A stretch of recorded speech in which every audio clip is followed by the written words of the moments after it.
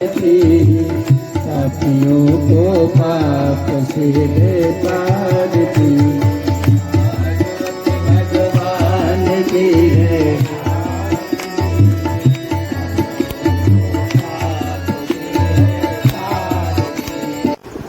सतत किया हुआ भजन किसी काल में जब आप निश्चेष्ट और अयोग्य हो जाते हैं तो संस्कार के रूप में जागृत हो जाता है। आप प्रभु को पुकारने वाले कौन? कहा महाराज, कोई आपको धर्म बुद्धि से पुकारता है, कोई आपको अर्थ बुद्धि से पुकारता है, कोई आपको काम भाव से पुकारता है, और बहुत से श्रेष्ठ महात्मा जन आपको मुक्ति की कामना से पुकारते हैं। लेकिन मैं पशु अपने प्रपंच में पढ़ करके इस ग्राह के द्वारा ग्रस्त किया गया हूँ। तो जिस परमात्मा को अलग अलग भावों से पुकारने वाले अपने अपने प्रयोजनों से पुकारते हैं, उनको मैं भी पुकारता हूँ। यम धर्म कामार्थ विमुक्ति कामा भजंत इष्टाम गतिमाप्नुवन्ति। जो चाहते हैं वो प्राप्त कर लेते हैं आपसे। उन आपको मैं किंतु आशिषोरात्य विदेहमव्ययम करोतु मे हृदयो विमोक्षणम्। सबके मनोरथों को पूरा करने वाले जो प्रभु हैं वो मेरे मनोरथ पूरे करें, मेरी रक्षा करें।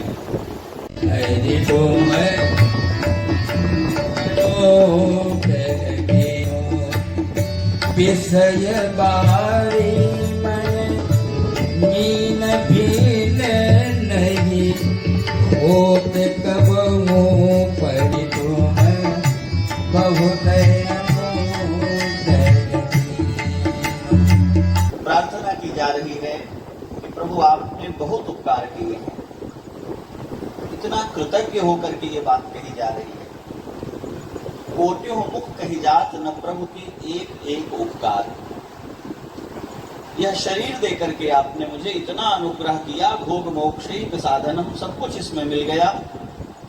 किसी तरह आपके उपकार कहे नहीं जा सकते, इतने पर तृप्त हो जाना चाहिए। पर ये मेरा दैन्य है, ये मेरी अकिंचनता है, ये मेरी निर्धनता है। तदपि नाथ कछु और मांगी हो, मैं इसके बाद भी आपसे कुछ और मांगना चाहता हूँ।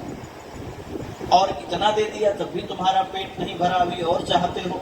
ऐसा कहने के बजाय दीजिए परम उदार, आप कुछ और कर दीजिए। यहाँ ये प्रार्थना की जा रही है, अपनी वंशी में कृपा की डोर लगा करके आपके चरणों में जो अंकुश चिन्ह विद्यमान है, उस अंकुश को उस डोरी में बांध करके उसमें अपने प्रेम का परम मधुर मनोहर चारा, जिसमें बड़े बड़े संत महात्मा और बड़े दिव्यात्मा लालायित रहते हैं, वो लगा करके इस संसार के जल में, अपनी वंशी में कृपा की डोर में लगे, अपने चरणों के अंकुश में लगे प्रेम के चारे का स्वाद हमें दे दीजिए, जिससे हम इस संसार के जल में, भवसागर में डूबे हुए जीव मत्स्य की भांति उसको पकड़ करके उस चारे की लोभ में आपके चरणों के अंकुश में आ जाए। आदरणीय सुश्री गीता बहन जी, यहाँ इस आयोजन में उपक्रम में लगे हुए सभी शिष्य भक्त परिकर, प्रतिवर्ष जो लोग अपनी गुरुनिष्ठा के कारण इस बीतते हुए समय में अपने क्षण को धन्य करने का एक ही मार्ग है, भगवान का स्मरण, उनका नाम संकीर्तन, उनकी कथा, वही अभ्यास हम लोग करते हैं। 6 दिनों तक पहुंच गए हैं, 7वां दिन उपस्थित है। और आज ये सदा नहीं है, तो किसी ने कहा है ना, है बहारे बागे दुनिया चंद रोज, हम कहाँ फिर तुम कहाँ है दोस्तों। फिर जीवन है, आप अपने कर्म प्रारब्ध के वशीभूत हम लोग भगवान के हाथ बिके हुए फिर मठ मंदिर के अपने सेवा कैंकर्य में महापुरुष सद्गुरु भगवान ये उपक्रम बनाते हैं, सब मिल जाते हैं और फिर उन्हीं की लीला के अनुसार सब बिखर करके यत्र तत्र हो जाते हैं।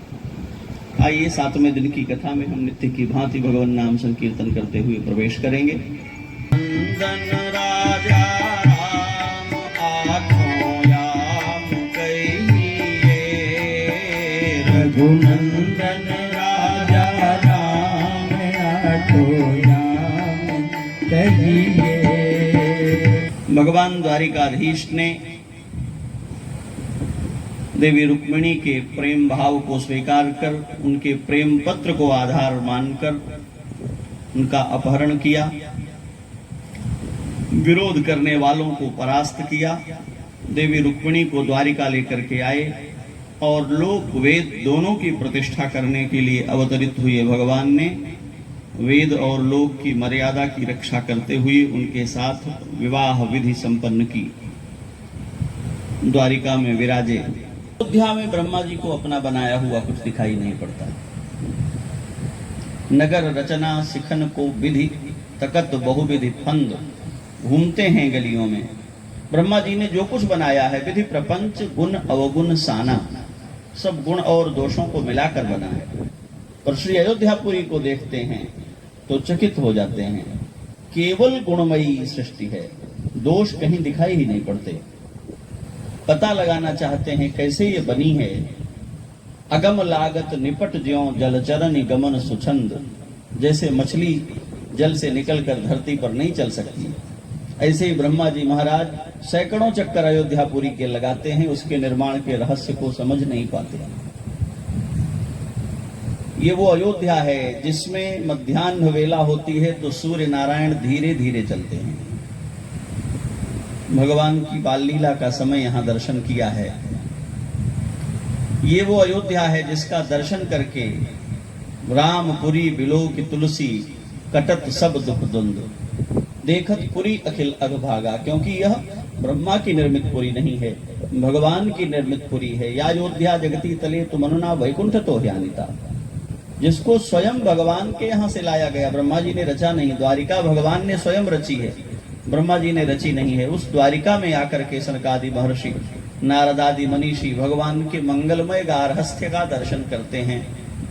और उस गार्हस्थ्य का दर्शन एक दिन सुखदेव जी महाराज कराते हैं राजा परीक्षित को। करहिचित सुखमासीनम सुतल्पस्थम जगत गुरुम। और उसके बाद सुखदेव और बहुलाश्व नाम के भक्तों के यहाँ भगवान गए हैं, उन पर अनुग्रह किया है, मंगलमयी कथा कही। राजा परीक्षित ने जिज्ञासा की है और एक बड़ा सुंदर प्रश्न किया है। महाराज, आपने बारंबार कहा है वेदों में भगवत तत्व का प्रतिपादन किया गया है। मेरे मन में एक संदेह है। संदेह क्या है? वेद जो हैं वो शब्दमय हैं, शब्दों के द्वारा ही उनके यहाँ सारी बात कही गई है। और परमात्मा सारे गुणों के परे हैं, शब्द तो आकाश के गुण हैं, तो गुणमय जो शब्द हैं वो निर्गुण परमात्मा का प्रतिपादन कैसे कर सकते हैं? ब्रह्मण ब्रह्मण निर्देश्य निर्गुणे गुणवृत्तयः कथम चरन्ति श्रुतयः। मुझे इस बात में संदेह है कि आपने कहा और ये प्रसिद्ध है कि वेदों के द्वारा भगवान का प्रतिपादन होता है। वेद भगवान का प्रतिपादन कैसे कर सकते हैं? भगवान शब्दातीत हैं और वेद शब्दात्मक हैं। सुखदेव जी महाराज इस प्रश्न का उत्तर देते हुए कहते हैं कि बुद्धि इंद्रिय मन प्राण के द्वारा भगवान ने अपरा और परा प्रकृति का जो विस्तार किया है, उसमें जीवों को जो बुद्धि दी है, जो ज्ञान दिया है, जो वाणी दी है, उसके द्वारा जो ब्रह्म प्रतिपाद्य है और जिस ब्रह्म का चरित्र और गुणगान किया जाता है वो वस्तुतः सगुण ही है। वेदों के द्वारा जो परमात्मा प्रतिपाद्य है वह सगुण परमात्मा है, लेकिन उसी सगुण प्रतिपादन में तात्पर्य वृत्ति से निर्गुण परमात्मा का भी प्रतिपादन हो जाता है। जो प्रतिपादन को मैं भला हूं इस बात की स्मृति रहती है क्या? नाम लेना व्यर्थ हुआ, कैसे जगाएंगे? जब हम सोए हुए व्यक्ति को कहते हैं कि अमुक जागो, तो अमुक को तो पता ही नहीं है कि वो अमुक है, तो कैसे जागता है? ध्वनि उसके कानों में जाकर के उसकी निद्रा से उसको उद्बुद्ध कर देती है। नींद के किसी चरण में सुनाई पड़ने वाला शब्द उसको समझ में नहीं आता, पर किसी दूसरे चरण में उसको पता लग जाता है कि मुझे ही पुकारा जा रहा है। तो वेदों के द्वारा भगवान के जिस सगुण रूप का प्रतिपादन किया जाता है वह सगुण रूप, ये बात ध्यान देनी है। वेद बार बार भगवान के दिव्य लक्षणों को प्रतिपादित करते हुए फिर उनको निरस्त भी करते जाते हैं। नेति नेति यही वेद निरूपा। नेति क्या है? एक बार लक्षणों का प्रतिपादन करते हैं फिर कहते हैं न इति, ऐसा नहीं है। फिर दूसरे लक्षणों का प्रतिपादन करते हैं फिर कहते हैं ऐसा भी नहीं है। फिर तीसरे लक्षण का प्रतिपादन करते हैं फिर कहते हैं ऐसा भी नहीं है। तो जिन लक्षणों से ब्रह्म का प्रतिपादन, फिर उन्हीं लक्षणों को निरस्त करके क्या बताना चाहते हैं कि लक्षणों के द्वारा नहीं बताया जा सकता, क्योंकि वह अलक्षित है। तो उस अलक्षित को जानना कैसे होगा? जो कहने वाला कह रहा है, जो सुनने वाला सुन रहा है, उसके बाद वो कहा क्या प्रार्थना करते हैं, कहा जय जय जहि यजामजित दोष गृहीत गुणाम। वेद प्रार्थना ये करते हैं कि हे महाप्रभु आप जगें, और जग करके क्या करें, बोले इस माया को, जिसको जीतना बड़ा कठिन है, इसको मार दें, क्योंकि यह माया हमको जागने नहीं दे रही है। विषय सुख सन्निपात निद्रा में हम सबको इसने डुबा दिया है। तो वेद भगवान की दिव्यता का, भगवान की अलौकिकता का, भगवान के अप्रमेय वैभव का प्रतिपादन करते हुए उनके सगुण रूप का भी प्रतिपादन करते हैं, और उसी में तात्पर्य भाव से उनके निर्गुणत्व का भी प्रतिपादन कर देते हैं। निर्गुणत्व का अर्थ ये नहीं समझ लेना कि भगवान गुणहीन है। निर्गुणत्व का तात्पर्य है भगवान अखिल हेय गुणों से मुक्त हैं और दिव्य गुणों से संबलित हैं, समृद्ध हैं। भगवान असाधारण दिव्य गुणों से परिपूर्ण हैं, करते हैं, वो बड़े धनीमानी होते हैं, संपन्न होते हैं। इसका क्या रहस्य है? सुखदेव जी महाराज मुस्कुराए, बोले देखो बात ऐसी नहीं है। परमात्मा की एक ही शक्ति है, सृजत्यवत्यति, वही एक शक्ति सृष्टि करने में, सृष्टि का पालन करने में, सृष्टि का संहार करने में चरितार्थ होती है। इसमें कोई भेद नहीं है। भगवान ने जब अपने को व्यक्त किया तो तीनों गुणों के प्रतिनिधि के रूप में व्यक्त किया है। तो सत्य का अभिव्यक्ति करते हुए भगवान नारायण स्वयं हैं, रज की अभिव्यक्ति करते हुए ब्रह्मा जी हैं, और तम की अभिव्यक्ति करते हुए भगवान शिव हैं। इस बात को स्वयं भगवान ने कहा जब उनसे पूछा गया कि आपकी उपासना करने वालों को दुख क्यों होता है, तो भगवान ने कहा इसलिए होता है कि जब कोई मेरा भजन करने आता है तो मैं टेस्ट करता हूं, नहीं कोरोना टेस्ट होता है वैसे टेस्ट करता हूं, पता लगाता हूं कि मुझको मांगने खोजने आया है या मुझसे मांगने आया है। तो यदि मुझको मांगने आया है तो मैं उसको एक बार जो कुछ मिला है सब छीन लेता हूं। तो जब छीन लेता हूं और वो चिल्लाने लगता है कि अच्छा तो नहीं है, लेकिन तपस्या इसने की है। अभूत भावन शंकर जी भोलेनाथ हैं, बोले इतना झंझट में क्यों पड़ना, जो बने बिगड़ेगी। भगवान ने क्षमा किया, परिणाम अविचल श्रीपति हरि भये। क्षमा करने का फल ये है, भगवान अखंड लक्ष्मीपति हैं। और भृगु जी महाराज के वंशजों का हाल क्या हुआ, बोले भूसुर लाए नभी की, ब्राह्मण भिक्षा नहीं पाते मांगने से। क्रोध करने वाला कितना भी गुण संपन्न क्यों न हो, लोक में उसकी पूजा बाधित हो जाती है। भगवान की सहिष्णुता महानता का प्रमाण क्या है, जो सह ले। गोस्वामी जी महाराज कहते हैं साधु की पहचान क्या है, कहा सील गहनी सबकी सहनी, कहनी ही ये मुख राम, तुलसी रहिए यही रहनी, संत जनन को काम। सह करके रह जाना साधु का काम है। भगवान ने अपनी सहिष्णुता के माध्यम से मानो ये शिक्षा दे दी भृगु जी महाराज को, जो सह सकता है वो महान है। बूंद अघात सहे गिरि कैसे, खल के वचन संत सह जैसे। जो सहन कर ले, जो सहिष्णु हो, जिसमें तितिक्षा हो, वो महान है। भगवान की महत्ता की इस तरह का परीक्षण किया। द्वारिका में विराजमान रहते हुए भगवान मंगलमयी लीलाएं करते हैं, और एक दिन भगवान श्री हरि को इस पर अब इनकी लीला पूरी करनी चाहिए। भगवान के मन में संकल्प हुआ, वैसा विधान बन गया। एक दिन यदुवंश के कुछ उद्दंड बालकों ने जाम्बवती के पुत्र सांब को साथ लेकर के वन में कुछ क्रीड़ा की। खेलते खेलते सांब के पेट में कपड़ा लपेट करके उसको सुंदरी स्त्री का रूप दे दिया। गर्भवती स्त्री बना करके तपस्वी ऋषियों के सम्मुख गए और कहा, महाराज ये हमारी सहेली है, आसन्न प्रसवा है, इसके गर्भ में कन्या है कि पुत्र है, ये आप देख करके बता दीजिए। तत्व ऋषियों ने बालकों का कौतुक समझ लिया। बोले कि तुम लोग श्रेष्ठ कुल में उत्पन्न होकर भी महात्माओं का अपमान करते हो, इसलिए हम कह देते हैं इसके गर्भ से जो प्रकट होगा यदुवंश का नाश कर देगा। बच्चे घबरा गए, महात्मा तो चले गए। खोला तो खाली लपेटे हुए कपड़े में लोहे का मुसल प्रकट हो गया।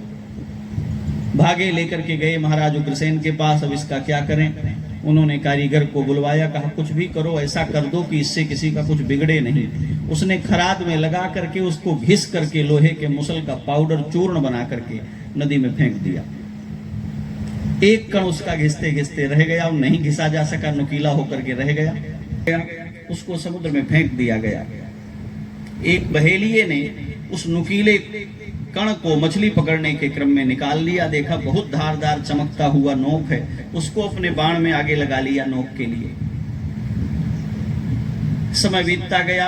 वसुदेव जी महाराज के यहाँ श्री नारद जी महाराज पधारे हैं। द्वारिका में उन्होंने कुछ समय निवास किया। वसुदेव जी के साथ बड़ा सुंदर उनका सत्संग हुआ है। और एक दिन श्री वसुदेव जी महाराज ने श्री नारद जी के सम्मुख बैठ करके प्रार्थना की है, देवर्षे अब मैं अपने कल्याण के विषय में कुछ पूछना चाहता हूँ। बहुत सारे सत्संग के साथ बहुत महत्वपूर्ण बात कही वसुदेव जी ने। मैंने सदा अपने पुत्र को पुत्र भाव से माना, परमात्मा भाव से इनकी आराधना नहीं की है, मेरी क्या गति होगी। नारद जी महाराज ने भगवान के संबंध के महत्व को निरूपित किया। और फिर वसुदेव जी ने कहा कि मैं चाहता हूं कि पिता की भांति नहीं, संबंधी की भांति नहीं, भक्त की भांति अपना जीवन निर्वाह करूं, तो मुझे भागवत तत्व का उपदेश करिए। भक्त का स्वरूप क्या होता है। पूछने पर वसुदेव जी के श्री नारद जी ने कहा कि जो प्रश्न आपने किया है, इस तरह की चर्चा मिथिला नरेश महाराज निमि के द्वारा पूछी गई थी। और भगवान ऋषभदेव के जो 100 पुत्र हुए थे, उनमें से 81 पुत्र उनके कर्मकांड के प्रवर्तक हो गए, 9 पुत्र उनके दीपों के हो गए, एक उनके ज्येष्ठ पुत्र महाराज भरत राजा हो गए। और उनके जो 9 पुत्र सिद्ध योगी बने थे, उन 9 सिद्ध योगियों ने जो उत्तर दिया है वो महाराज निमि और योगेश्वरों के संवाद के रूप में स्थापित है। उससे आपको मैं इस प्रसंग का उपदेश करता हूँ। वे 9 पुत्र हैं, कवि, हरि, अंतरिक्ष, प्रबुद्ध, पिप्पलायन, द्रुमिल, चमस और आविर्होत्र और करभाजन। ये 9 योगेश्वर घूमते हुए कभी महाराज निमि के यहाँ पहुंचे हैं। महाराज निमि ने उनका स्वागत सत्कार किया है, उनको विराजमान कराया और उनसे जिज्ञासा की है, महाराज यदि आप हमको पात्र समझते हो, यदि आप हमें अधिकारी समझते हो, तो हमारी प्रार्थना है कृपा करके हमको ये बताएं भागवत धर्म क्या है, भक्त का स्वरूप क्या है। बड़ी सुंदर और महत्वपूर्ण बातें एकादश स्कंध में ये जो निमि योगेश्वर संवाद है, ये अद्भुत और समझने योग्य संवाद है।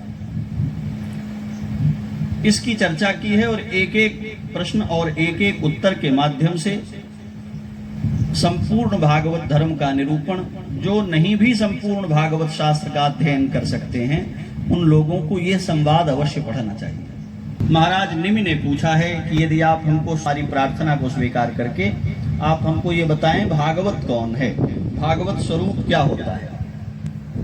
तो सबसे पहले जो उनके कवि नारद हैं, उन्होंने महाराज निमि के प्रश्न का उत्तर देते हुए कहा है कि महाराज संपूर्ण जगत को भगवान का स्वरूप मानकर जीवन की समस्त क्रियाओं को भगवत कैंकर्य ऐसी बुद्धि के साथ भगवान के निमित्त मान करके करने वाला भागवत है। भागवत होने का अर्थ भगवान का होना। भागवत का अर्थ ऐसे समझिए, जो भगवान का है उसे भागवत कहते हैं। तो जो भगवान का है उसका जीवन कैसा होता है। कहा शरीर से कुछ करे, वाणी से कुछ करे, मन से कुछ करे और कुछ करे नहीं, ये बात भी ध्यान रखनी है। शरीर से वही करे जो भगवान की सेवा है, वाणी से वही बोले जो भगवान का गुणगान है, चरित्र है, मन से वही संकल्प करे जो भगवत सेवा के निमित्त हो। बुद्धि के द्वारा, इंद्रियों के द्वारा, संपूर्ण जीवन के द्वारा यह मानकर मैं भगवान की सेवा में नियुक्त किया गया हूँ। भगवान ने ही धरती पर भेजा है। मैं पहले दिन भी आपको निवेदन कर चुका हूँ, हम लोग आवेदन करके नहीं आए हैं, भगवान ने भेजा है। कबहू करी करुणा नर देही देत ईस बिनु हेतु। कोई हेतु नहीं है, हमारा कोई आवेदन नहीं, हमें तो होश भी नहीं था। हृदय माध्यम सुलभम सुदुर्लभम, भगवान देते हैं कृपा पूर्वक। तो कृपा पूर्वक भगवान ने जो देह हमको प्रदान किया है, विचित्रा देह संपत्ति ही ईश्वराय निवेदितुम, यह देह की संपत्ति भगवान की सेवा करने के लिए है। ऐसा मान करके सतत संपूर्ण जीवन में हम लोगों ने अभ्यास बना लिया है। ये काम ठाकुर जी का है, ये काम संसार का है, ये काम मंदिर का है, ये काम व्यापार का है। ये बुरा नहीं है, पर भागवत होने का, भक्त होने का अर्थ यह है कोई भी काम भगवत प्रयोजन के अतिरिक्त रहे ही नहीं। जो भगवान के कैंकर्य के अतिरिक्त भी अपना कोई दायित्व, अपना कोई काम समझता है, उसके अभी भक्त होने में कसर है। सारा ही जीवन भगवान का, नौकरी, व्यापार, खेती, किसानी जो कुछ करते हो सब भगवान निमित्तक है, ऐसा जानकर भगवान के ही निमित्त सब अर्पित करे और करता रहे। भागवत तत्व का निरूपण किया और उसके बाद फिर से पूछा है महाराज जो भक्त होते हैं उनका स्वरूप क्या होता है। पहले पूछा भागवत धर्म, फिर पूछा भागवत के लक्षण, भक्त का लक्षण क्या है। तो जो हरि नाम के योगीश्वर हैं उन्होंने उपदेश करते हुए कहा कि 3 प्रकार के भक्त समझने चाहिए। आप लोग अपने अपने मन में अपना अनुशीलन कर लेना। अधम कोटि का भक्त कौन है? अधम कोटि का भक्त वो है जो प्रतिमा में, देव विग्रह में, मंदिर में, स्थान विशेष में एक जगह बैठे हुए भगवान भगवान हैं उनको मानता है, बाकी संसार में सब जगह बाप बना फिरता है, सबसे लड़ता है, सबसे झगड़ता है, सबको कुचलता है, सबका तिरस्कार करता है, और फिर मंदिर में पहुंचता है तो कहता है कि तुम ठाकुर मेरे, माता पिता तुम मेरे। संसार में सर्वत्र अपने मन से स्वच्छंद आचरण, स्वैराचरण करता है और भगवान के सम्मुख पहुंच करके, प्रतिमा के सम्मुख पहुंच करके कहता है बस आप भगवान हैं। वो अधम कोटि का भक्त है। ये मत समझना कि वो भक्त नहीं है, क्योंकि उसको भक्त स्वीकार किया है। 3 प्रकार के भक्त कहे, तीसरी श्रेणी का, तीसरे दर्जे का भक्त वो है जो केवल भगवान के विग्रह में ही भगवान को स्वीकार करता है, इस जगत में भगवान को स्वीकार नहीं करता। मध्यम कोटि का भक्त कौन है? तो कहा प्रेम, मैत्री, कृपा और उपेक्षा, इन 4 भावों के साथ जो जीवन निभाता है वो मध्यम कोटि का भक्त है। प्रेम भगवान में, मैत्री भगवान के भक्तों में, कृपा अज्ञानियों में और उपेक्षा द्वेष करने वालों में।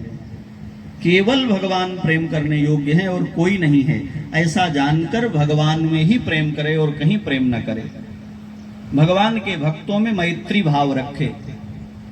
जो लोग अज्ञानी हैं और इस भाव को नहीं समझते हैं उनके प्रति कृपा करे, उनसे भिड़े नहीं, लड़े नहीं, और जो द्वेष रखते हैं उनकी उपेक्षा कर दे, उनका चिंतन ही नहीं करे। यह करोति स मध्यमः, ये मध्यम कोटि का भक्त है। उत्तम कोटि का भक्त कौन है? तो कहा वासुदेवः सर्वमिति, जहां तक दृष्टि जाती है जड़ चेतन सारा ही जगत मेरे प्रभु का स्वरूप है और मैं इसका सेवक हूं, ऐसा मान करके सर्वत्र संपूर्ण ब्रह्मांड को भगवान का विग्रह मानकर जो सबके कल्याण और सेवा में अपने को लगाए हुए है, वो उत्तम कोटि का भक्त है। श्री हनुमान जी महाराज को ठाकुर जी ने जो उपदेश किया है, सो अनन्य जाके असमति न टरे हनुमंत, मैं सेवक सचराचर रूप स्वामी भगवंत। उत्तम कोटि का भक्त वह है जो सर्वत्र समबुद्धि से भगवान को ही देखता है। अंतरिक्ष नाम के जो सिद्ध हैं उन्होंने कहा सर्गस्थित्यंत कारिणी, भगवान की माया का अर्थ है सृष्टि को उत्पन्न करना, सृष्टि का संरक्षण करना और सृष्टि का संहार करना। कहा इसमें माया क्या है? कहा इसमें माया यह है कि न कोई सृष्टि है, न कोई संरक्षण है, न कोई संहार है। अखंड एक रस अनंत नित्य भगवान विराजमान है और कुछ नहीं है।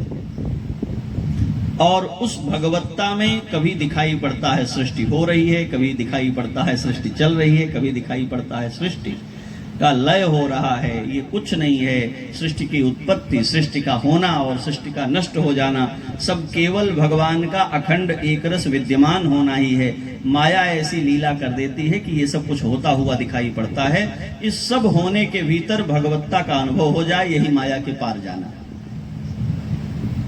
फिल्म देखते थे, अब तो सब बदल गया, आधुनिक तकनीक आ गई, लेकिन पहले जब रील वाली फिल्म चलती थी, या जिन लोगों ने भी इस विधि को पढ़ा है वो जानते होंगे, उसमें चित्र नहीं चलते, वो सारे स्टिल हैं, रुके हुए हैं। रुके हुए चित्रों को बहुत तेजी के साथ चलाया जाता है और वो तेजी से चलने के कारण अनवरत क्रम में चलते हैं तो एक व्यक्ति दौड़ता हुआ दिखाई पड़ता है। जिनसे वीडियो दे आप जो चलते हुए, अभी भी बात वही है, तकनीकी तौर पर यदि आप उसको समझ लेंगे तो आपको दिखाई पड़ेगा। जिसको आप चलचित्र कहते हैं उसमें चित्र होते हैं जो चला दिए जाते हैं, वहां कोई जीवन विद्यमान नहीं है, वो सब जड़ हैं। और जड़ होने के कारण आप किसी भी वीडियो को रोक देंगे तो वो चलता हुआ जो था वहीं रुक जाएगा। वो चल रहा था, रुक कैसे गया? वो चल ही नहीं रहा था।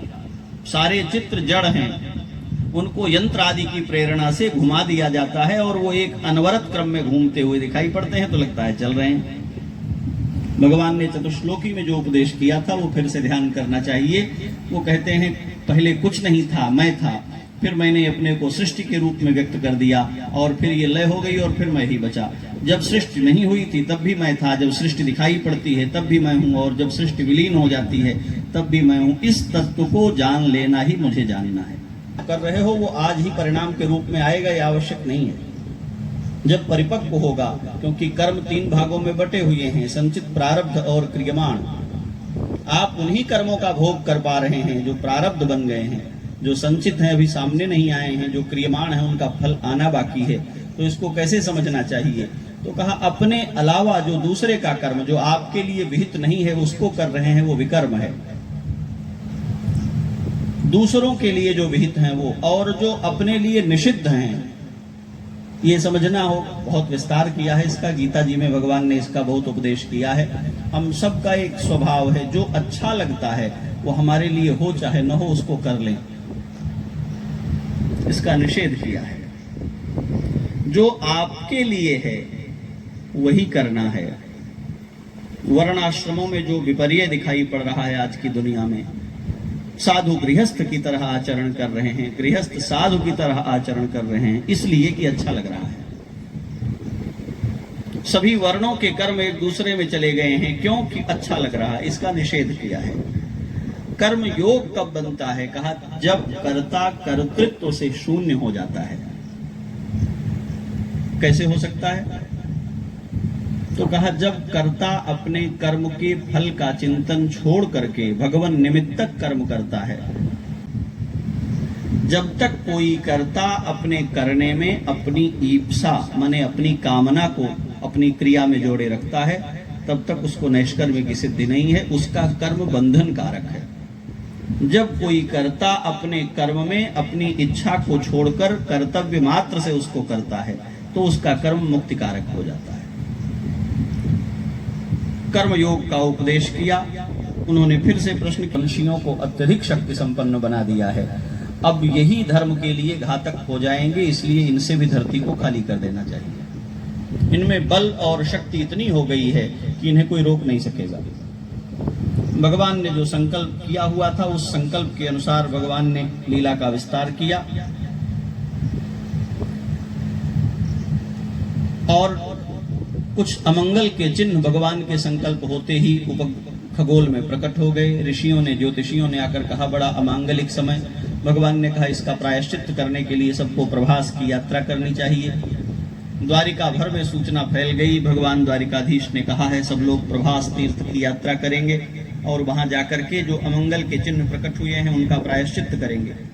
उद्धव जी महाराज को ये बात समझ में आई, अत्यंत व्याकुल होकर के भगवान के समीप आए, आकर के अपने प्रेम का निवेदन किया और कहा कि प्रभु आपने जाने का संकल्प किया है, आपकी यह बात हम लोगों को पता चली है, हमें संसार में कोई वस्तु कोई पदार्थ और नहीं चाहिए, आपके बिना हम कैसे रह सकते हैं।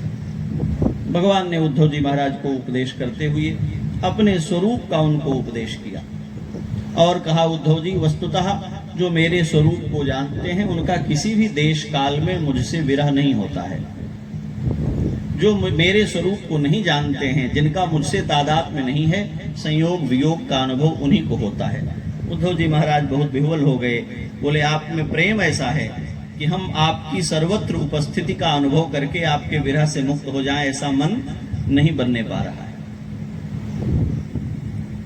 तो उद्धव जी महाराज को उपदेश करते हुए जगन मात्र को गुरु मान करके उससे शिक्षा ग्रहण करते हुए किसी भी परिस्थिति में सहज और प्रसन्न रहा जाए, इसका उपदेश करते हुए सुनाया कि महाराज यदु ने एक बार एक दिव्य सिद्ध को देखा, निरंतर एक रस आनंद में बने रहने वाले। तो उससे उन्होंने जिज्ञासा की महात्मन आपने कहाँ से यह ज्ञान प्राप्त किया? कोई आए कोई जाए, कुछ भी बने कुछ भी बिगड़े, संसार में कुछ भी अच्छा हो बुरा हो आपका चित्त बाधित नहीं होता। तो उस सिद्ध ने कहा महाराज यदु को कि मैंने किसी पाठशाला में यह ज्ञान प्राप्त नहीं किया है, मैंने इसी संसार में विचरण करते हुए ज्ञान प्राप्त किया है और इस सारे संसार को ही गुरु माना है। आप जानना चाहते हैं तो मैं आपको बताता हूं कि मेरे 24 गुरु हैं। प्रस्थान किया है,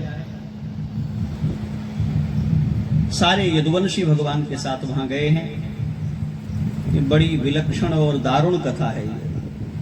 जिनको हम भगवान कहकर, जिनको हम श्याम सुंदर कहकर, जिनको हम मदन मोहन कहकर, जिनको हम परम सुकुमार माधुर्य और सौंदर्य की मूर्ति कहकर जानते हैं, वे भगवान जब आते हैं भूलोक में लीला करने के लिए तो कैसे बड़े और कठोर निर्णय लेने पड़ते हैं। ये असाधारण लीला है श्री कृष्णावतार की। भगवान ने श्री रामावतार में तो इस लीला को परम मंगलमय बना दिया, परंतु श्री कृष्णावतार में ये असाधारण लीला भगवान ने घटित की है। अपनी आंखों के सामने जिनका संवर्धन किया, जिनका पालन किया, जिनका संरक्षण किया, जिनकी स्थापना की, जिनके एक एक दुख का निवारण किया स्वयं भगवान ने, उनको अपने साथ लेकर के गए हैं। प्रभास तीर्थ में भगवान के निर्देशानुसार सभी लोगों ने देवताओं का आराधन किया है, पूजन किया है, भोजन इत्यादि की व्यवस्था थी, सब संपन्न किया है। और फिर मैरेयक नाम की जो मदिरा है उसका सब लोगों ने दुर्बुद्धि से प्रेरित होकर के पान किया। स्वाद में मीठी होने पर भी मदिरा का चरित्र वही था। उसने धीरे धीरे चित्त को लोगों के उद्विग्न किया। खिन्न हुए लोगों ने परस्पर एक दूसरे से झगड़ा करना शुरू किया और नदी तट पर जो पटेरा नाम की घास लगी हुई है उसको उखाड़कर एक दूसरे को मारने लग गए। भगवान के संकल्प से ये वह घास है जो मुसल के चूर्ण के प्रभाव से निर्मित हुई थी। उठा करके जिसको मारते हैं वो लौहदंड का काम करती है और उसका प्राणघात होता है। देखते देखते सबके सारे यदुवंशियों ने एक दूसरे को परस्पर मारा और दिव्य धाम को प्राप्त हुए। बोलिए भक्तवत्सल भगवान की जय। श्री बलराम जी महाराज ने इसको देखा है, ध्यानस्थ होकर के, एकांत होकर के समाधि भाव में अपने स्वरूप का स्मरण किया और शेष के स्वरूप में प्रवेश किया। धरती की लीला को छोड़ करके भगवान ने यदुवंशियों का जब संहार देखा तो जाकर के एकांत में पीपल के वृक्ष के नीचे चतुर्भुज स्वरूप धारण करके पीपल के तने से टेक लेकर एक पांव पर दूसरा पांव पधरा करके अपने रूप का ध्यान करने लग गए। जरा नाम का एक वहेलिया भगवान के चरणों को ऊपर से देखता है, सुंदर रक्ताभ तलवे भगवान के, और समझता है कि ये हिरण का मस्तक है। संधान करता है और बाण मारता है। बाण की नोक में वही लोहे का अंश लगा हुआ है जो मुसल से घिसा गया था, आकर के भगवान के चरणों में लगा। भागा हुआ आया समझ करके कि हिरण को मारा है। जब भगवान चतुर्भुज का सामने दर्शन किया, चरणों में गिर पड़ा, रोने लगा, मुझ पापी को दंड दीजिए, मुझसे बड़ा अपराध हो गया है। भगवान मुस्कुराए, कहा तुमने मेरे संकल्प के अनुरूप किया है। कर्मानुबंधीनि मनुष्य लोके, मनुष्य लोक में सब कुछ कर्मों का अनुबंध है। श्री रामा अवतार में मैंने सुग्रीव के लिए की हुई प्रतिज्ञा का पालन करने के निमित्त छिप करके मारा था। मुझे उसका हिसाब बराबर करना था। मेरे संकल्प के अनुरूप तुमने किया है। तुम मेरे दिव्य धाम को जाओगे, तुम्हारी अधोगति नहीं होगी, चिंता मत करो। उसको भगवान ने मुक्त किया। दारुक भगवान के सारथी हैं। यदुवंशियों का संहार हो रहा है। रथ लेकर के भागते हुए, खोजते हुए व्याकुल होकर वहां पहुंचे हैं। भगवान को उस अवस्था में देखा, भगवान के चरणों में गिर पड़े, रोने लग गए। भगवान ने कहा चिंता मत करो। भगवान के सारे आयुध वहां प्रकट हैं। चतुर्भुज स्वरूप में भगवान अपने परस स्वरूप में प्रकट हैं। दारुक जिस समय अपनी बात कह रहे हैं, देखते ही देखते वहां भगवान का दिव्य रथ प्रकट हो गया है। सारे आयुधों ने सशरीर भगवान के पार्षदों का स्वरूप धारण किया, धाम में प्रवेश किया। भगवान ने कहा है दारुक को लौट करके द्वारिका जाओ, ये सूचना वहां लोगों को बताना और उनसे कहना द्वारिकापुरी का परित्याग कर दें। द्वारिका मेरे कारण समुद्र ने उसे रक्षा करके रखा था, मेरे हटते ही समुद्र द्वारिकापुरी को जल में डुबा देगा। जो बची हुई स्त्रियां और शेष लोग हैं वो इंद्रप्रस्थ चले जाएं और पांडवों की छाया में अपना जीवन यापन करें। भगवान ने आत्मरूप का ध्यान किया है, दारुक को वहां से विदा किया है। भगवान को न कहीं आना है न कहीं जाना है। नित्य सर्वत्र सार्वभौम रूप से विराजमान भगवान द्वारिकाधीश ने अपने प्रयोजन की सिद्धि करके, संतों को, वैष्णवों को, भक्तों को धन्य करके, देवताओं के मनोरथ की सिद्धि करके संसार में आकर के अपनी लीला पूरी की और फिर दिव्य धाम में प्रवेश किया। बोलिए भक्तवत्सल भगवान की। उस दिन से तत्दिनात कलिराज आता, उस दिन से धरती पर कलियुग का प्रवेश हुआ। सुखदेव जी महाराज राजा परीक्षित को आगे कुछ भगवान के बाद जो कलियुग के राजा हुए हैं उनके वंश का वर्णन सुनाते हैं। जिसके सामने मृत्यु हो उसे क्या करना चाहिए, और एकमात्र उत्तर है। 7 दिन की कथाओं में कोई दूसरा उत्तर नहीं है, एक उत्तर है। उसी उत्तर को समझने के लिए 7 दिन की कथा है। जन्म लाभा परम पुंसाम अंते नारायण स्मृति। मृत्यु के समय, अंतिम समय में संसार चित्त से उतर गया, भगवान का स्मरण हो, यही लाभ है। मैंने तुमको भगवान के जन्म से लेकर के भगवान के धाम पधारने तक की सभी मंगलमयी कथाएं सुना दी। कोई प्रश्न तुम्हारा शेष हो तो पूछो।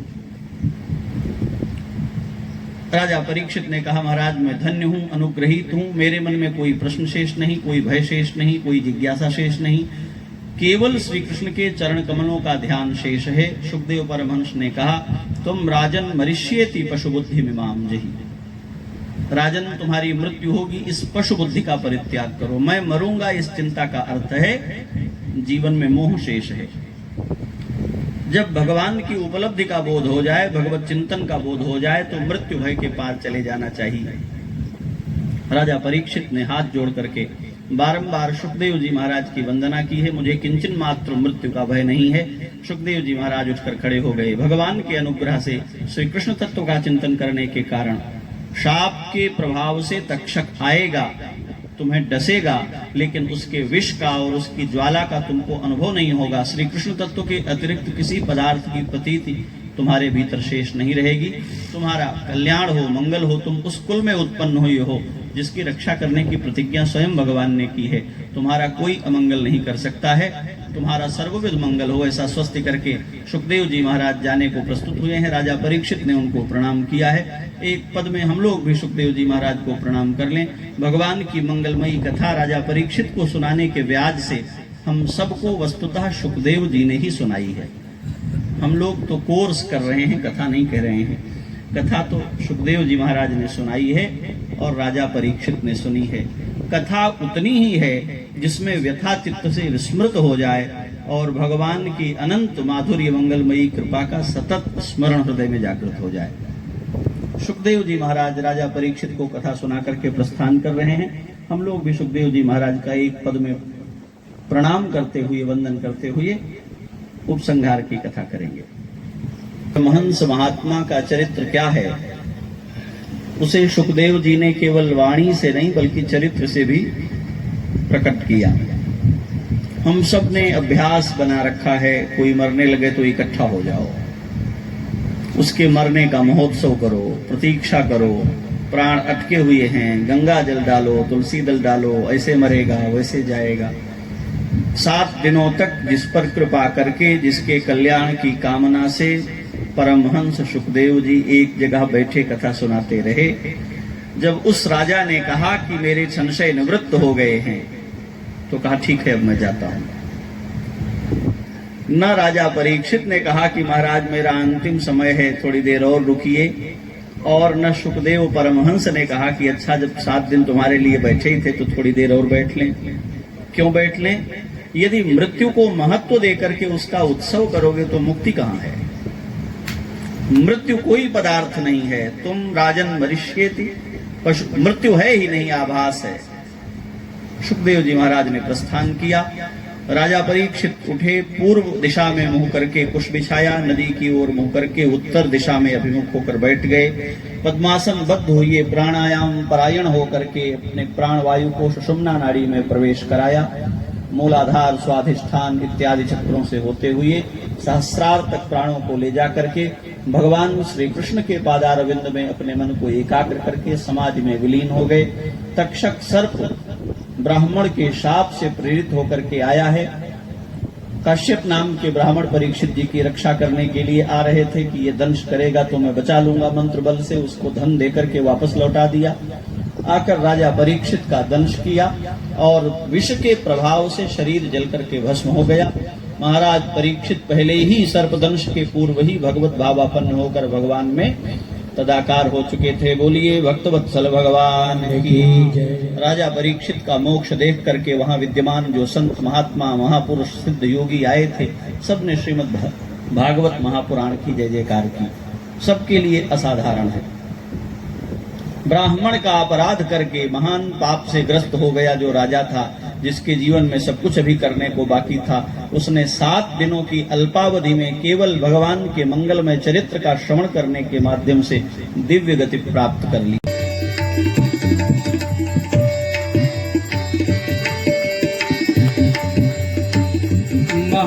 पुराण भागवत निर्मल महापुराण भागवत दिशे स्वाहारवाच्यै दिशे स्वाहारवाच्यै दिशे स्वाहा इंद्रादि दुस्दिक्पालान् सांगान् सपरिवारान् सायुधान् सशक्तिकान् एभिरन्ध्राक्षतपुष्पैः सम्पूजयामि इंद्रादि रसदिक्पालेभ्यः सांगेभ्यः सपरिवारेभ्यः सायुधेभ्यः सशक्तिकेभ्यः एतान् सदीपान् दधिमासभक्तबलीन् समर्पयामि भो भो इंद्रादि रसदिक्पालाः दिशं रक्षत बलिं भक्षत मम समीयन्तान् नमः